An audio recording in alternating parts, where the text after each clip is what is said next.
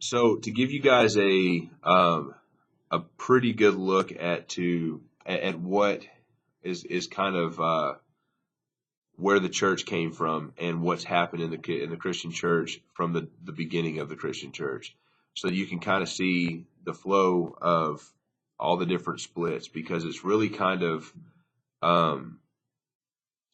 of important whenever you look at it to know that all these little splits all happen because of church dogma problems, people not believing the same as someone else, and so on and so forth. So the early Christian church, from like 0 to 431, 451, somewhere in there, there's not really much of a change.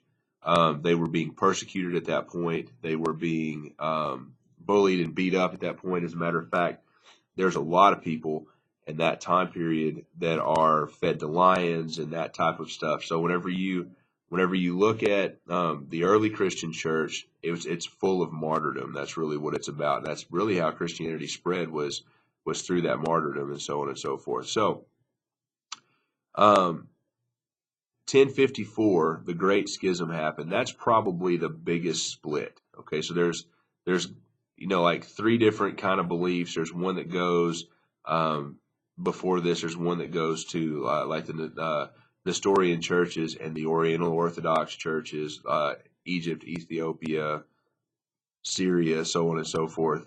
Those are all they kind of mix with other religions, with other beliefs, and they come up with their own little thing. They're kind of culturally diffused depending on where they're at. They have a lot of different writings that don't attach to the Bible. So whenever you're talking about actual Christianity, I'm not 100% positive that I would actually put them. I don't know that I would lump them into Christianity. So if we start with 1054, the Great Schism, whenever that happened, there was a split between the Roman Catholic Church and the Eastern Orthodox Church, and what that happened with that split was they couldn't come up with. There were some very specific things that they argued over, and they just couldn't come to a consensus. The people in the East wanted it one way, and then the Roman Catholic Church wanted it a different way. A lot of it also had to do with the fact that where was the head of the church going to be located. And the Roman Catholics obviously wanted it in Rome, and the Eastern Orthodox people obviously wanted it in Byzantium. And so, with that being said, there's not going to be a coming back from that. So, Eastern Orthodox are going to get Russian Orthodox, are going to get Greek Orthodox, Coptic Orthodox. There's a lot of other churches that are attached to it. Roman Catholic, it stays its own. That's pretty much it. Okay. The Eastern Rite churches and the Western Latin churches, they're literally pretty much the same thing. So that's what that comes down to. So in the 1530s, or early 1500s, 1517 particularly, the Protestant Reformation happens.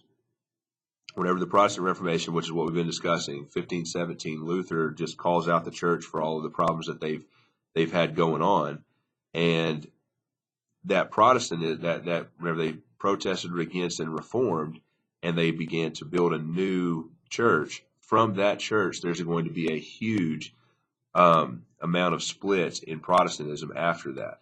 So to give you a pretty easy idea, if you're Baptist, if you're Pentecostal, if you're Anabaptist, if you're Methodist, if you're anything other than Catholic that's from Western Europe, you're Protestant.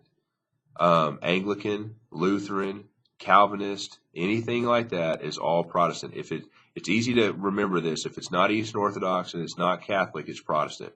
Doesn't matter what denomination it is, it's Protestant. So